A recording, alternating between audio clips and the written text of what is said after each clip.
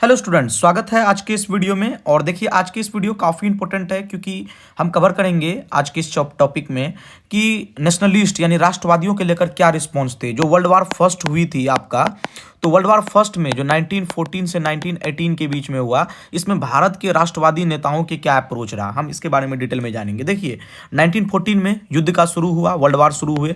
1917 में मतलब 1916 में एक लखनऊ पैक्ट हुआ, इसके बारे में डिटेल में जानेंगे। एंड देन फिर अगस्त महीने में, जिसे अगस्त डिक्लेरेशन के नाम से भी जानते हैं, 1917 में जो मॉन्टैग थे उन्होंने एक घोषणा की, इसके बारे में देखेंगे। और फाइनली 1990 के रिफॉर्म्स को देखेंगे, रॉलेट एक्ट को।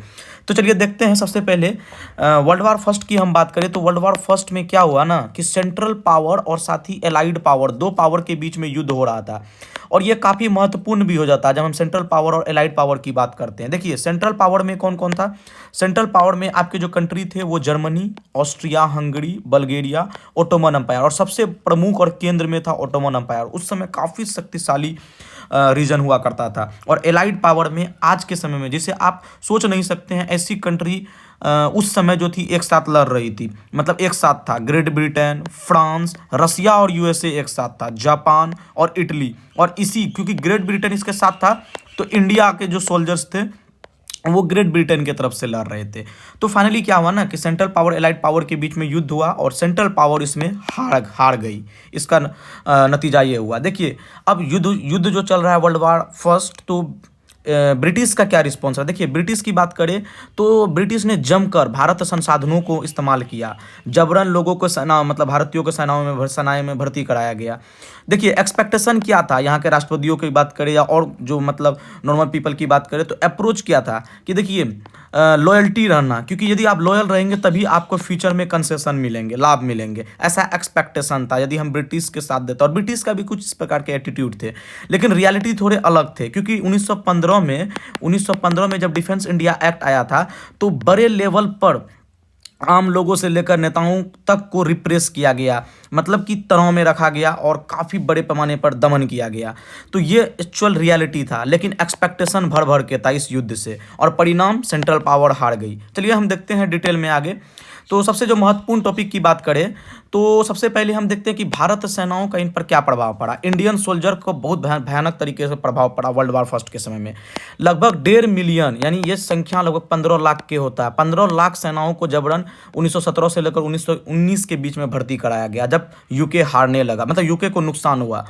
हालांकि सेंट्रल पावर हार गई और एलाइड पावर जीती, यानी ब्रिटेन की जीत हुई, लेकिन नुकसान काफ़ी हुए। भारत रिसोर्सेज को जमकर प्रयोग किया गया। देखिए, स्पेशली जो रीजन थे जहाँ पे जबरन सेनाओं में भर्ती कराया गया था, पंजाब से थे, उत्तर प्रदेश, महाराष्ट्र, बिहार और तमिलनाडु, इन्हीं क्षेत्रों से जबरन सेनाओं में ज़्यादातर लोगों को भर्ती कराया गया था जब युद्ध चल रहा था। सेंटर किया था थिएटर ऑफ वार, यानी सेंटर यूरोप में युद्ध चल रहा था, मेसोपोटामिया और साथ ही ईस्टर्न अफ्रीका वाले क्षेत्रों में युद्ध का ग्राउंड था, युद्ध अखाड़ा था, और वहीं पर युद्ध चल रहा था। अब देखिए, साइकोलॉजिकल इंपैक्ट भी बड़े हुए। ऐसा कहा जाता है कि वाइट सुपेरियर है, मतलब कि अंग्रेज से बढ़कर और कोई है ही नहीं। अंग्रेज सुपेरियर है, अंग्रेज की कल्चर, रीति रिवाज, बुद्धिजीवी लोग हैं। लेकिन ये जो भ्रम था अंग्रेजों का टूट गया जब बड़ा झटका लगा ब्रिटेन को, क्योंकि भारत संसाधनों के बिना तो अंग्रेज जीत ही नहीं पाता। तो ये आप अप्रोच को देखेंगे कि जो भ्रम था वो अंग्रेजों का टूट गया। ठीक है, हम आगे देखते हैं। यदि हम देखेंगे सबसे पहले कि इकोनॉमिक और सोशल इम्पैक्ट। देखिए, इसका इकोनॉमिक और सोशल इम्पैक्ट भी बहुत गहरा था। वर्ल्ड वार हुआ फर्स्ट, और वर्ल्ड वार फर्स्ट में आर्थिक रूप से क्या प्रभाव पड़े, सामाजिक रूप से क्या प्रभाव पड़े। इसका प्रभाव ये हुआ ना विश्व युद्ध का कि यूके का जो कंपनियां थे वो बैठ गई, यूके का प्रोडक्शन जो है डाउन हो गया और इसका कैपेबिलिटी घट गई। इससे क्या हुआ कि इंडियन गुड्स का डिमांड बढ़ने लगा बाजार में, और जैसे ही इंडियन गुड्स का डिमांड बढ़ा, इससे क्या हुआ कि भारत के स्वदेशी जो उद्योग हैं वो तेज़ी से बढ़ने लगे। लेकिन क्योंकि युद्ध में बड़े पैमाने पर खर्चा हुई थी, इसके वजह से क्या हुआ ना कि सप्लाई चेन डिसरप्ट हो गया, महंगाई बढ़ने लगी, लोगों के बीच में जो है अब एक तनाव आने लगा। आम लोग बड़े पैमाने पर जो है हैवी टैक्सेशन के वजह से वर्ल्ड वार में बड़े पैमाने पर जो है पैसे खर्च किए गए। असर ये रहा, महंगाई बढ़ी और लोग जो है सड़क पर उतरे, विरोध किया, लोगों में तनाव हो गई और भी काफ़ी प्रॉब्लम्स देखने को मिला। और इसका देखिए सामाजिक प्रभाव क्या पड़ा।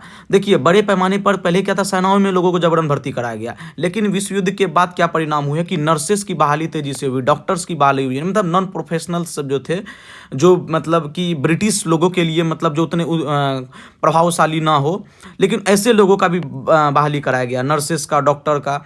और स्पेशली यदि हम बात करेंगे महिलाओं की भागीदारी सबसे ज़्यादा बढ़ी, वर्क एरिया में महिलाओं का विस्तार किया गया और सोशल इंपॉर्टेंस महिलाओं की इंक्रीज हुई विश्व युद्ध के बाद। तो ओवरऑल ये चीज़ देखने को मिला। लेकिन देखिए होता क्या है कि जब हम आगे देखेंगे जो इसका, जब हम ग्लोबल रिवोल्यूशनरीज की बात करेंगे, देखिए असल में हम थोड़ा मैप के जरिए एनालिसिस करते हैं। ये है आपका सैन फ्रांसिस्को में गदर पार्टी का गठन हुआ इसी विश्व युद्ध के दौरान। कामागाटू मारू इंसिडेंट भी हुआ, हम इसके बारे में जिक्र करेंगे।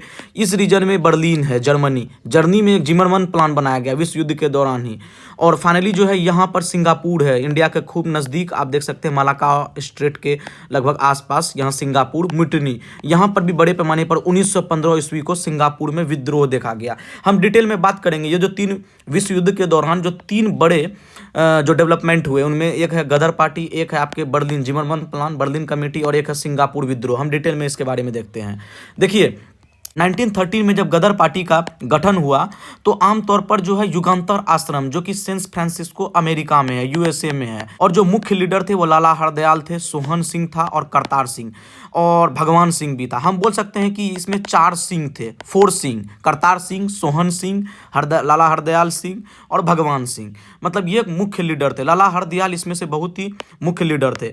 देखिए जब भी हम बात करते हैं लाला हरदयाल युगांतर आश्रम के जो सैन फ्रांसिस्को में स्टैब्लिश गदर पार्टी थे, इनके अलावा भी इनका रोल आपको आगे कई और कंट्री में देखने को मिलेगा। जो कई और कंट्री में जो अलग प्रकार के जो विद्रोह हुए, जिसमें बर्लिन कमेटी एक है, उसमें भी लाला हरदयाल का इन्वॉल्वमेंट देखने को मिलेगा। चलिए हम आगे बात करें तो ये माना जाता है कि आर्म रिवॉल्यूशन था, मतलब कि एक हथियार के द्वारा अंग्रेजी हुकूमत को हमको खत्म करना है।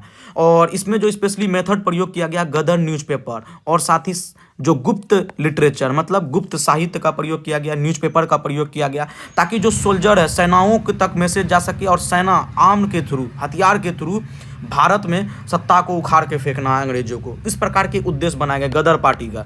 देखिए उसके जस्ट 1 साल बाद 1914 में एक घटना होती है, कामागाटू मारू इंसिडेंट। असल में क्या है ना कि कामागाटू मारू इंसिडेंट की बात करते हैं तो कामागाटू जो है, तो ये कामागाटा मारू जो है ना एक प्रकार का सीप है, ये एक प्रकार का पानी वाला जहाज है जिसको ना गुरदीत सिंह जो है एक लीज पे लिया था, एक पंजाबी सिख गुरदीत सिंह लीज पे लिया, और 400 लोग भारत सवार हुए और भारत से कहाँ निकल पड़े, कनाडा, जो आज के समय में वैनकूवर निकल पड़े, कनाडा। तो वैनकूवर को गए तो वहाँ पर ना उसको एंट्री नहीं मिला। ऐसा कहा जाता है कि वहाँ पर उस समय में कनाडा में भारतीयों को प्रवेश वर्जित था, नस्लीय आधार पर जो है रोक लगा के रखा था। तो जब और आमतौर पर जो है ना 400 इंडियंस में ज़्यादातर जो थे सिख समुदाय से थे, तो वापस उसको जबरन भेज दिया गया कि आप वैनकूवर। जब वैनकूवर पहुंचा वो पानी वाले जहाज सीप, तो उसको मना कर दिया गया, 2 महीने तक पोर्ट में खड़ा रहा और वापस भारत भेज दिया। जब भारत के कोलकाता बजबज पोर्ट में पहुंचा तो उसमें क्या हुआ कि अंग्रेजी सरकार जो है कई लोगों को अरेस्ट कर लिया गया शिप में और कईयों पर गोलियां चला दी। नतीजा ये रहा कि पंजाब में इसका भारी विद्रोह हुआ और ये उजागर कर दिया, कामागाटू मारू इंसिडेंट 1914 का उजागर कर दिया कि भारत में ब्रिटिश जो केवल आर्थिक नीतियों पर शोषण नहीं कर रहा है, प्रशासनिक लेवल पर ही शोषण नहीं कर रहा है, ये जो है अब नस्लीय आधार पर भी भेदभाव कर रहा है। ये कामागाटू मारू इंसिडेंट ने ये सिद्ध कर दिया और इसका वजह रहा है कि पंजाब में बड़े पैमाने पर विद्रोह हुए और कई सारे ब्रिटिश फैटलिटीज़ देखने को मिला, क्लेसेस देखने को मिला। चलिए नेक्स्ट हम बात करेंगे, अगला जो घटनाएं निकल के आ रही है उनमें से है बर्लिन कमेटी। सबसे महत्वपूर्ण कमेटी है बर्लिन कमेटी। देखिए 1915 में आपको बर्लिन कमेटी देखने को मिलेगा, बर्लिन कमेटी बैठी थी और इसमें जो सबसे इंपॉर्टेंट थे वो थे VC और BD यानी भूपेंद्र दत्त और वीरेंद्र नाथ चट्टोपाध्याय और भूपेंद्र दत्त। और हम बोल सकते हैं कि जो लाला हरदयाल जो गदर पार्टी से थे उनका भी एक बड़ा योगदान रहा है और इन लोगों ने मिलकर एक जर्मनी के हेल्प से एक बर्लिन कमेटी बनाई जो 1915 में, आगे चैप्टर में हम पढ़ेंगे कि Berlin committee of Indian independence बना था। और इसका उद्देश्य क्या था कि जर्मनी के हेल्प से भारत में एम्यूनेशन हथियार भेजना है और अंग्रेजी हुकूमत को उखाड़ को फेंकना है। और मिशन जो बनाया गया कि हम बगदाद यानी ईरान के थ्रू, पर्सिया के थ्रू, अफगानिस्तान के थ्रू हम भारत को जाएंगे और भारत पर हमला करेंगे और वहाँ के लोकल जो नेता है, लोकल पीपल का भी सपोर्ट मिलेगा और ऑलरेडी हम आर्मी को भी मतलब अपने पक्ष में ले लेंगे, वहाँ के लोकल आर्मीज़ को, और साथ ही वहाँ के कई सारे रिवोल्यूशनरी का भी सपोर्ट मिलेगा। इस प्रकार से मतलब प्लान बनाया गया था, जिसे हम लोग जिमरमैन प्लान कहते हैं, क्योंकि हम जानते हैं कि जर्मनी जो है अंग्रेजों के खिलाफ लड़ रहा था, तो जर्मनी अंग्रेजों के अगेंस्ट भारतीयों को, आम भारतीयों को सपोर्ट कर रहा था। लेकिन देखिए हुआ क्या ना कि बर्लिन कमेटी फेल हो गई। इसलिए फेल हो गई क्योंकि एक तो भैया मतलब बड़े पैमाने पर लोगों का सपोर्ट नहीं मिला जो मिलना था।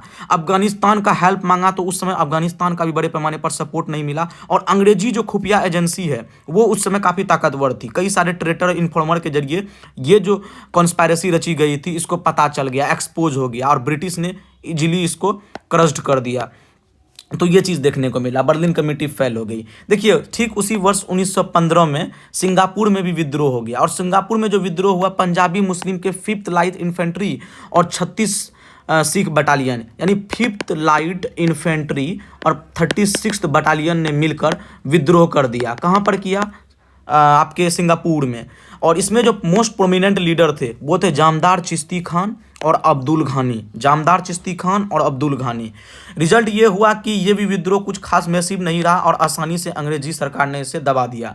तो ओवरऑल ये चीज़ हमको देखने को मिला। देखिए जब हम नेक्स्ट बात करते हैं, अगला ये है कि होम रूल मूवमेंट। देखिए 1913, 1914 और 1915 में सिंगापुर म्यूटिनी हुआ, 1914 में कमागाटू मारू इंसिडेंट हुआ, और 1913 में आपका गदर पार्टी की गठन हुआ। तो ये चीज़ तो देखने को मिला। इसी के पैरेलल जस्ट एक साल बाद 1916 जो सबसे महत्वपूर्ण टॉपिक है, और साथ ही एनी बेसेंट। देखिए जब हम होम रूल मूवमेंट की बात करते हैं ना, तो आपको 2 फिगर याद रखना है, एक आपका तिलक जी और एक आपका एनी बेसेंट, जो काफ़ी महत्वपूर्ण है। देखिए जब हम बात करते हैं तिलक जी का, तो तिलक और साथ ही एनी बेसेंट, ये 2 पॉपुलर फिगर है जो होम रूल मूवमेंट में बहुत बड़ा योगदान रहा। देखिए होम रूल मूवमेंट इसलिए इंपॉर्टेंट हो जाते हैं क्योंकि एग्जाम से काफ़ी क्वेश्चंस आते हैं। चलिए देखते हैं हम लोग होम रूल मूवमेंट। देखिए तिलक 1916 में अप्रैल, यानी सबसे पहले जो होम रूल मूवमेंट की शुरुआत की भारत में, वो आपके तिलक जी थे। और एनी बेसेंट भी होम रूल मूवमेंट की शुरुआत की उसी साल, लेकिन सितंबर महीने में, एक अप्रैल महीने में और एक सितंबर महीने में। लेकिन तिलक के जो होम रूल मूवमेंट थे एनी बेसेंट के होम रूल मूवमेंट के थोड़े अलग थे। जब हम बात तिलक की करते हैं तो तिलक का मूवमेंट जो था ना थोड़ा एग्रेसिव टाइप का, और थोड़ा हम बोल सकते हैं कि मतलब एक पैसिव रेसिस्टेंस टाइप का था। लेकिन एनी बेसेंट का जो था थोड़ा मतलब कि नॉर्मल बिहेवियर का था, मतलब एक नॉर्मल नेचर का था कि हम थोड़े कॉन्स्टिट्यूशनली और थोड़े शांतिपूर्ण तरीके से हम इस मूवमेंट को चलाएंगे। देखिए तिलक का मूवमेंट जो स्पेशली महाराष्ट्र वाले रीजन में, कर्नाटका और सेंट्रल प्रोविंसेस में देखने को मिला था। 3 रीजन में, महाराष्ट्र, लेकिन बॉम्बे में नहीं देखने को मिला था। ठीक है, महाराष्ट्र में देखने को मिला था, कर्नाटका और सेंट्रल प्रोविंसेस में। स्लोगन क्या था कि स्वराज हमारा जन्मसिद्ध अधिकार है और हम जो है लेकर रहेंगे। इसमें आमतौर पर जो मीडिया का प्रयोग किया गया वो केसरी और मराठा का, जो लोकल न्यूज़पेपर है केसरी और मराठा उस क्षेत्र में, पूना वाले क्षेत्रों में इसका प्रयोग किया गया था। लेकिन एनी बेसेंट का आपको लगभग भारत के सभी क्षेत्रों में देखने को मिला था, स्पेशली बम्बई वाले क्षेत्रों में बहुत ज़्यादा। देखिए ये एक लूज ऑर्गेनाइजेशन था, 200 से ज़्यादा ब्रांचेस थे। ये थोड़े आयरिश मॉडल से प्रभावित थे, क्योंकि एनी बेसेंट जो एक आयरलैंड मूल की महिलाएं थी और आयरिश मॉडल पे प्रभावित, यानी होम रूल मूवमेंट ओवरऑल जो थे ना, मतलब आयरिश होम रूल लीग कहा जाता है कि आयरिश मॉडल पर प्रभावित थी। आयरलैंड में ही कुछ ऐसी घटनाएं हुई थी, उसी पर बेस पर जो है तिलक के या एनी बेसेंट के जो होम रूल मूवमेंट देखने को मिला था, और स्पेशली एनी बेसेंट के। देखिए इसमें जो आमतौर पर मीडिया का प्रयोग किया गया था, न्यू इंडिया और कॉमनवेल्थ का प्रयोग किया गया था। तो तिलक का और एनी बेसेंट दोनों के अलग है, क्योंकि देखिए दोनों अलग अलग समय में हुआ, दोनों अलग अलग क्षेत्रों में हुआ, दोनों में जो मीडिया का प्रयोग किया गया, यहाँ केसरी मराठा, वहाँ न्यू इंडिया और कॉमनवेल्थ का प्रयोग किया गया। और आमतौर पर इसका जो एनी बेसेंट का थोड़ा जो है मतलब पीसफुल नेचर का था, इसका थोड़ा पेसिव रेसिस्टेंट नेचर का था, बाइकआउट टाइप का था। तो ये काफ़ी महत्वपूर्ण होता है, और अक्सर ये डिफरेंसेस आ जाते हैं दोनों के होम रूल मूवमेंट को लेकर। चलिए नेक्स्ट देखते हैं हम लोग रैपिड फायर रिवीजन कर रहे हैं, ये चीज़ ध्यान रखिए। देखिए लखनऊ पैक्ट, कहा जाता है कि भारत का इस इतिहास में ये एक बहुत बड़ी घटना थी, लखनऊ पैक्ट, क्योंकि पहली बार मुस्लिम लीग और INC के बीच में एक समझौता हुआ था, और इसके तहत हिंदू मुस्लिम यूनिटी देखने को मिला था। लेकिन जो 1909 का जो मॉडल मिंटो रिफॉर्म्स हमने पिछले लेक्चर में बात किया था, जो कि सेपरेट इलेक्टोरेट लाया था कि मुस्लिम को वोट करेगा, इस सेपरेट इलेक्टोरेट को वाले मेथड को कांग्रेस ने एक्सेप्ट किया कि हाँ हम मुस्लिमों का जो सेपरेट इलेक्टोरेट डिमांड है हम उसको एक्सेप्ट करते हैं। तब जाके हिंदू मुस्लिम के बीच में, मुस्लिम लीग और INC के बीच में गठन हुई थी, समझौता हुआ था। और इसमें जो मॉडरेटर एक्सट्रीमिस्ट जो टूट गए थे 1907 में सूरत स्प्लिट में, इनका भी रीयूनियन हुआ था। देखिए यहाँ पर आपको ऑलरेडी मिलेंगे कि कांग्रेस और मुस्लिम लीग का लखनऊ सेशन में मिलन हुआ। मॉडरेटर उदारवादी और उग्रवादी तिलक जी और एनी बेसेंट के एफर्ट से ये दोनों का भी वापस से समझौता हुआ, दोनों आपस में मिले और एक कॉमन डिमांड उठा स्वराज को लेकर, सेल्फ गवर्नमेंट रूल को लेकर। और जो मेजर कंसेशन थे, कांग्रेस क्या किया, सेपरेट इलेक्टोरेट को क्या किया, एक्सेप्ट कर लिया। तो ये एक बड़ी बात है। स्पेसिफिक डिमांड की बात करें तो और भी काफ़ी सारे डिमांड किया इन लोगों ने, कांग्रेस और मुस्लिम लीगों ने मिलकर, कि हाफ मेंबर जो हैं इंडियन होंगे एग्जीक्यूटिव काउंसिल्स में, सैलरी जो है सेक्रेटरी ऑफ स्टेट का उसको ब्रिटिश ट्रेजरी से दिया जाए, ब्रिटिश खजाने से दिया जाए, ना कि भारत के खजानों से। तो इन प्रकार के डिमांड उठे लखनऊ पैक्ट के दौरान। चलिए नेक्स्ट देखते हैं हम लोग, ब्रिटिश का क्या रिस्पॉन्स रहा मोन्टैग डिक्लेरेशन में। देखिए मोन्टैग जो था उस समय 1917 में सेक्रेटरी ऑफ स्टेट है। यानी सेक्रेटरी ऑफ स्टेट क्या होता है, देखिए उस समय क्या ना कि गवर्नमेंट ऑफ इंडिया एक्ट 1858 में आया, 1857 की क्रांति के बाद। उसके बाद क्या हुआ ना कि सत्ता जो है ईस्ट इंडिया कंपनी से सीज होकर ब्रिटिश क्राउन के पास चले गया, महारानी के पास। और ब्रिटिश क्राउन को यदि एग्जीक्यूटिव काउंसिल से बात करने होते हैं तो वो डायरेक्ट नहीं करते थे। एग्जीक्यूटिव काउंसिल्स यानी जो मिनिस्टर्स, जो आम नेता थे, उनसे बात करने के लिए इन लोग जो है एक सेक्रेटरी ऑफ स्टेट का मीडिएटर के रूप में काम करता था। यानी ब्रिटिश क्राउन को कुछ मैसेज देना हो, सेक्रेटरी ऑफ स्टेट के पास जाएगा, secretary of state executive council से कन्वे करेगा, फिर एग्जीक्यूटिव काउंसिल कुछ भेजेगा सेक्रेटरी ऑफ स्टेट, और सेक्रेटरी ऑफ स्टेट वापस ब्रिटिश क्राउन से बातें करेंगे। तो ये था सेक्रेटरी ऑफ स्टेट। और मोन्टैग जो था उस समय 1917 में सेक्रेटरी ऑफ स्टेट के पद संभाल रहे थे। हुआ क्या ना कि इसका गोल क्या था, इन्होंने घोषणा की, मोन्टैग ने, सेक्रेटरी ऑफ, जिसको हम लोग अगस्त डिक्लेरेशन भी कहते हैं, कि रिस्पॉन्सिबल गवर्नमेंट लाएंगे। अब रिस्पॉन्सिबल गवर्नमेंट क्या होता है, रिस्पॉन्सिबल गवर्नमेंट मतलब ये होता है कि गवर्नमेंट जो होंगे अकाउंटेबल होंगे पब्लिक के प्रति, यानी आम लोगों की बातें सुनेंगे, आम लोगों के लिए सरकारें काम करेंगी।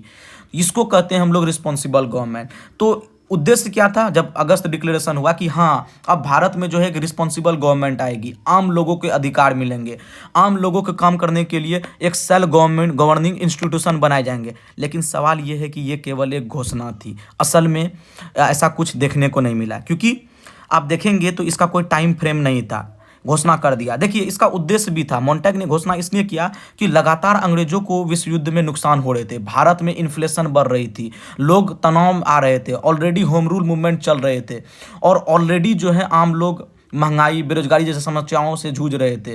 तो ओवरऑल भारत में भी बहुत ज़्यादा क्राइसिस थे, ऑलरेडी काफ़ी ज़्यादा रिसोर्सेज लग चुके थे, भारत में जबरन सेनाओं का भर्ती कराया गया था विश्व युद्ध में, तो काफ़ी तनावपूर्ण माहौल था। और इस चीज़ों को कंट्रोल करने के लिए मोन्टैग ने एक घोषणा की ताकि इन चीज़ों को नॉर्मलाइज कर सके, और जो आंदोलन है, जो जन आंदोलन लगातार बन रहा था, लगातार तनाव बन रहा था, उसको कंट्रोल कर सके। इसने ये तरकीब अपनाई गई घोषणा, लेकिन कोई टाइम फ्रेम नहीं दिया गया। Responsible government, self governing institution जो आगे बनाए जाएंगे।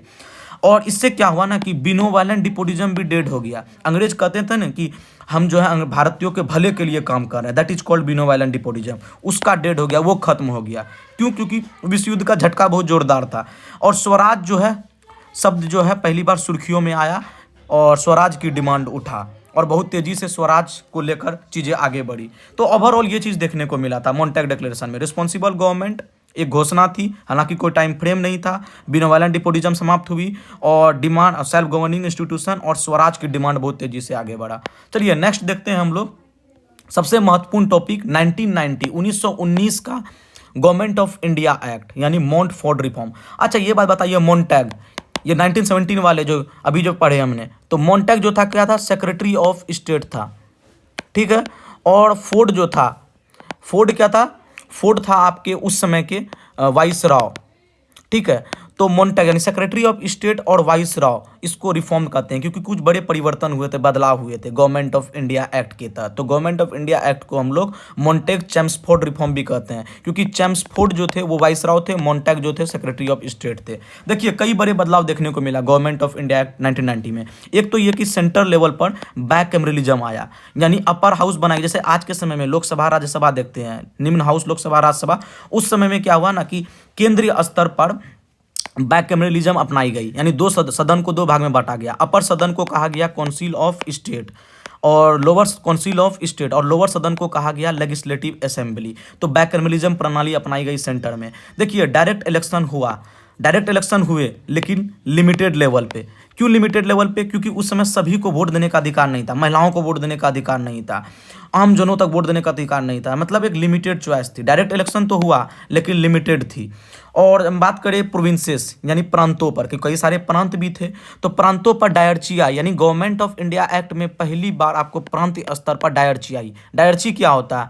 दो रूल प्रणाली, यानी सब्जेक्ट जो होंगे, जो भी विषय होंगे, उसको दो भाग में बांट दिया गया, एक रिजर्व्ड सब्जेक्ट, एक ट्रांसफर्ड सब्जेक्ट। यानी जब भी आप बात करेंगे डायरची का, तो डायरची में दो चीज़ देखने को मिला, एक आपका रिजर्व सब्जेक्ट और एक आपका ट्रांसफर सब्जेक्ट। ट्रांसफर सब्जेक्ट में आम लोग, मिनिस्टर्स लोग, जो नेताएं जो एग्जीक्यूटिव काउंसिल में चुन के गए हैं, वो लोगों के पास पावर होगा ट्रांसफर सब्जेक्ट में, जैसे एजुकेशन, जैसे हेल्थ। लेकिन जो रिजर्व सब्जेक्ट होगा उसमें आम लोगों की, नेताओं की, मिनिस्टर्स की कोई योगदान नहीं होगा, उसमें कोई कुछ नहीं कर सकता। उसमें गवर्नर का वीटो मिल गया, जैसे कि आपका लॉ, जैसे आपके ऑर्डर, फिनांस, डिफेंस, पुलिस, इन सबों पर जो है अधिकार गवर्नर का होगा। इस सब चीज़ों में यदि किसी प्रकार के बदलाव करने हैं तो गवर्नर करेंगे। हो गया, तो ये चीज़ हमेशा ध्यान रखिएगा। डायरची मतलब होता है कि रिजर्व सब्जेक्ट और ट्रांसफर सब्जेक्ट। तो ये चीज़ डायरची प्रोविंसेस में देखने को मिला, सेंटर में बैकमेलिज्म देखने को मिला। चलिए नेक्स्ट हम लोग देखेंगे, तो काफ़ी महत्वपूर्ण टॉपिक है और उम्मीद करते हैं आपको काफ़ी चीज़ समझ में भी आ रहा है। देखिए अब थोड़ा हम डिटेल में बात करते हैं इसके स्ट्रेटजिक एनालिसिस और सिग्निफिकेंस के। देखिए नेचर ऑफ स्ट्रगल क्या रहा, कि पेटिशन से शुरू हुआ यह दायरा। हमने देखा था ना कि PPP model, PPP, petitions, prayer और प्रोटेस्ट, जो मॉडरेटर लोगों ने अपनाई, वहाँ से ये शुरू हुआ, डिमांड बढ़ा, लोगों के अधिकार की मांग तेज हुई, मास मूवमेंट में कन्वर्ट हुआ, और होम रूल जब मूवमेंट शुरू हुआ तो आम लोग तक जन आंदोलन में आगे लेकर आया, यानी स्ट्रगल तेजी से बढ़ा। देखिए इसका इंटरनेशनलाइजेशन हुआ, कैसे हुआ? क्योंकि इसका असर आपको यूएसए, जर्मनी, जापान में भी देखने को मिला। क्यों देखने को मिला? आप यूएसए की ही बात कर लें तो गदर पार्टी के थ्रू, जर्मनी की बात कर लें तो जर्मनी के बर्लिन कमेटी, जापान में भी बाकायदा आपको देखने को मिला। देखिए कम्युनल यूनिटी की बात करें तो इस कि आगे चल के यही खिलाफत मूवमेंट का रूट काउज बना, कि भारत में आगे खिलाफत मूवमेंट बना जो हुआ, उसमें बड़ी भागीदारी हिंदुओं और मुस्लिम दोनों की रही। और ये कहीं ना कहीं एक प्रकार का कम्युनल यूनिटी जो लखनऊ पैक्ट था, हिंदू मुस्लिम लीग का मिलाव, ये एक आगे कारण बना। देखिए आगे हम बात करेंगे क्या चुनौतियां रही और आगे की राह कैसा रहा। ठीक है, चुनौतियां काफ़ी सारा रहा है, क्योंकि 1919 का जो रिफॉर्म्स था, मोंटेक चेम्सफोर्ड रिफॉर्म, ये राष्ट्रवादियों को रास नहीं आया, राष्ट्रवादियों को पसंद नहीं आया, संतुष्ट नहीं थे। ठीक है, इकोनॉमिक डिस्ट्रेस लगातार बढ़ रहा था, महंगाई, बेरोजगारी, क्योंकि वर्ल्ड वार के समय था, लोगों में तनाव बढ़ रहे थे। देखिए अब बात करते हैं, यही चल के 1919 में आगे एक रॉलेट एक्ट आया, जिसे हम लोग ब्लैक कानून कहते हैं, और आगे चल के जलियांवाला बाग में से कर हुआ। हम डिटेल में आगे बात करेंगे इनको लेकर। उसके बाद फिर यही आगे चल के गांधी मूवमेंट का उदय हुआ, नॉन कॉपरेशन मूवमेंट हुआ, तो इसके बारे में हम डिटेल में बात करेंगे। और देखिए जाने से पहले कुछ क्वेश्चंस है, आप इनको अटेम्प्ट कर लीजिए। क्वेश्चन 1, क्वेश्चन 2 आप देख लीजिए, और भी यदि हम बात करेंगे काफ़ी सारे क्वेश्चंस है। क्वेश्चन नंबर आप 3 देखिए, क्वेश्चन नंबर 4 देख सकते हैं। इन प्रकार क्वेश्चन है, काफ़ी महत्वपूर्ण है प्रीलिम्स, प्रोस्पेक्टिव से और किसी भी एग्जाम के लिए, तो इन सब क्वेश्चन को आप अटेम्प्ट कर सकते हैं।